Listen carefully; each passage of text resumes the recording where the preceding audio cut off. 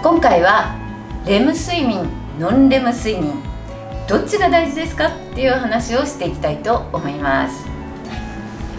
どうですか？レム睡眠、ノンレム睡眠どっちがズバリ大切だと思いますか？やはりノンレム睡眠の深い睡眠が大切と聞くので、やはりノンレムですか？ノンレム睡眠ね、1、2、3段階どんどん深睡眠といって深い睡眠になっていくと言われているので、ぐっすり眠れる深い睡眠ということでノンレムかなというところですか？ノンレム派ですね。ノンレム派ですね。はい。回答は実はどっちも大切っていう回答。ずるいですね。そんな選択肢もありなんですね。ということですね。はい。今一度レム、ノンレムについておさらいしながら、ちょっとそこのところを解説していきたいと今日は思っています。はい。なぜかっていうとですね、私20年ぐらい前に睡眠センターというところに通って研究に行っていたんですけれども、その頃はですね、まだなかなかレム睡眠についてはわからないことが本当に多かったんです。枕の研究をもちろんしていたんですが、枕の研究をして適切な枕で寝るとレム睡眠が増えるっていうことが私たちの研究で分かったんですが、でもそのレム睡眠、増えたレム睡眠って何がいいのと言われると、レム睡眠そのものが何であるかがまだ解明されてなかったので、なかなかその先まで議論がいかなかったんですね。でも今は世界的にこのレム睡眠が何であるかという研究がどんどん進んできているので、いろんなことが分かるようになってきました。世界的にも睡眠の権威でいらっしゃる筑波大学柳沢教授の著書であるとか、さまざまな YouTube の動画とかいろいろなものを見ながら私もたくさん勉強させていただいて、今こんなことが分かってきたんだっていうところを少し分かりやすくご説明できたらと思っています。では今一度レム・ノンレムのおさらいです。レム、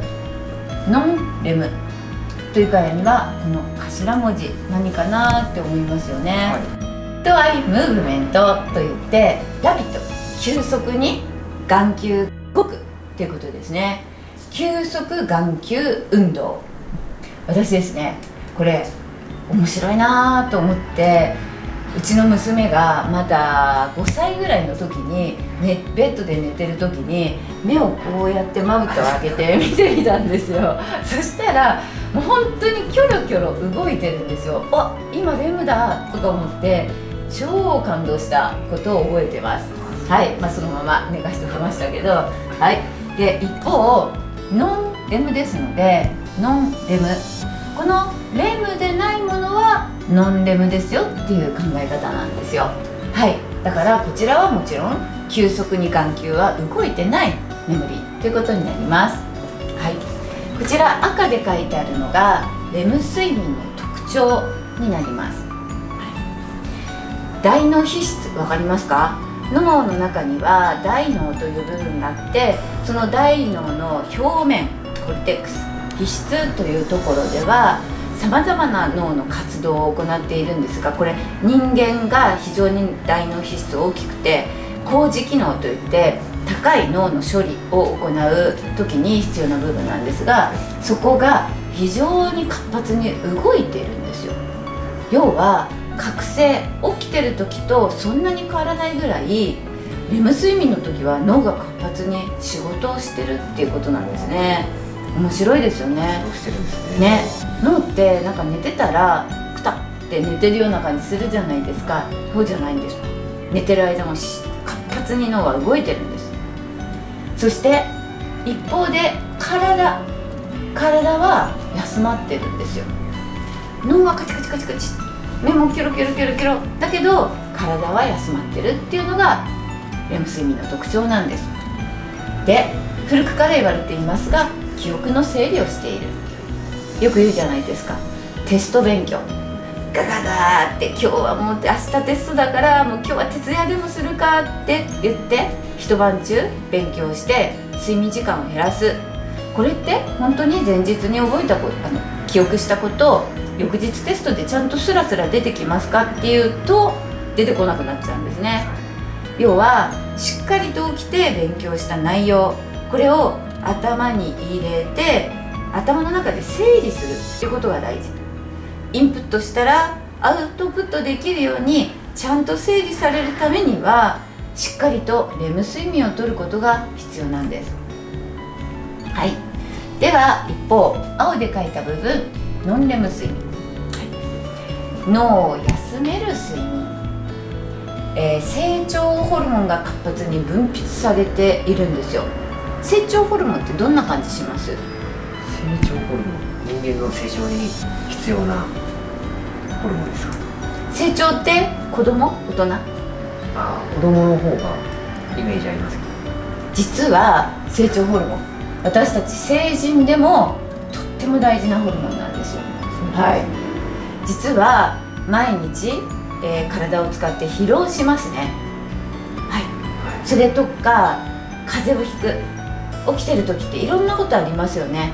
その疲れた体を寝てればちゃんと翌日までにリセットして体が回復する。それから免疫力を落とさずに免疫力を回復させる。これって実はノンレム睡眠をちゃんととっているからできていること。成長ホルモンが立役者なんですよ。なのでレム、ノンレムどっちも大事だと思いませんか？どっちも大事ですね。どっちも大事ですよね。こうやって聞いてくると、レム睡眠の大切さっていうことが解明されてくればくるほどノンレム、レム両方大事なんだっていうことが分かってきました。ではこちらにですね、レム睡眠、ノンレム睡眠の一晩のパターンというのを書いてあります。これはね、必ずしもみんなこのパターンというわけではないです。非常に人によって様々違います。私が睡眠センターで見ていた時もやっぱりもう本当一人一人の患者様みんな違うんですが、一般的に言われる、パターンとして考えていただきたいんですが、覚醒状態から人は眠りに落ちるとまどろみながらだんだん深いノンレム睡眠にまずはなります。はい、この最初の深い眠りとっても大事だとされています。でそこから、60分から80分ぐらいでまただんだん、眠りが浅くなっていって、ここでレム睡眠を迎えます。だいたいこのワンサイクルがレム、ノンレムで90分ぐらいとおよそ言われています。でもその人の中にとっては一晩の中でこのワンサイクルが変わることも、短くなったり長くなったりすることもあれば、人によってパターンが違うっていうこともあります。はい、で大体ですけどこんな90分のパターンを4回ぐらい、3回から4回繰り返しながら朝を迎えるっていう形になります。で朝になってくるとだんだん今度は浅い眠りが増えてきて、とうとう覚醒する、目が覚めるってことになるわけです。どうですか？いつも、はい、こんなサイクルで眠れたらいいじゃないですか。そうですね、いい睡眠だと思います。はい、だけどなかなかね、うまくこう90分サイクルって言ってもそのまま寝れるわけではないんですが、ちょっと意識をして、例えば90分サイクルなので、1時間半ぐらいじゃないですか。そうすると4回繰り返すと6時間、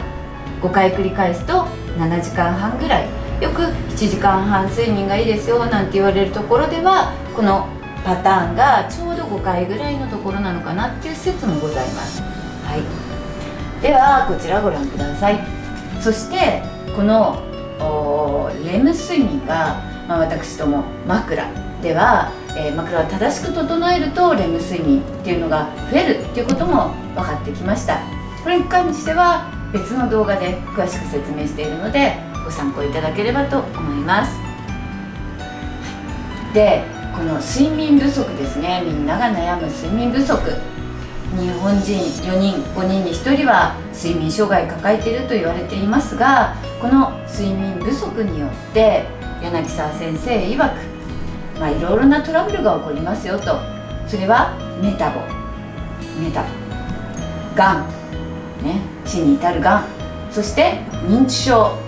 またはメンタルのトラブル、こういったことも起こってくる。結構これ厳しい状況じゃないですか。は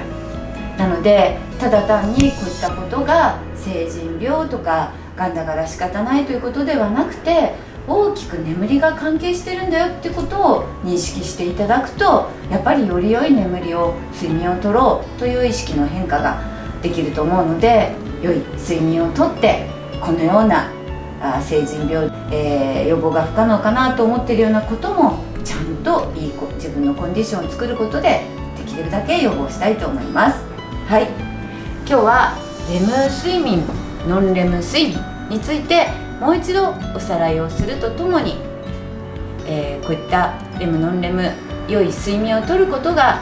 さまざまな病気の予防になりますよっていうことを解説してまいりました。近年分かってきたレム睡眠の重要性、もっともっとこれからも勉強していきたいし、私たちも YouTube でお届けしていきたいと思います。よろしくお願いいたします。この動画をご覧くださった皆さん、高評価、チャンネル登録お待ちしています。よろしくお願いいたします。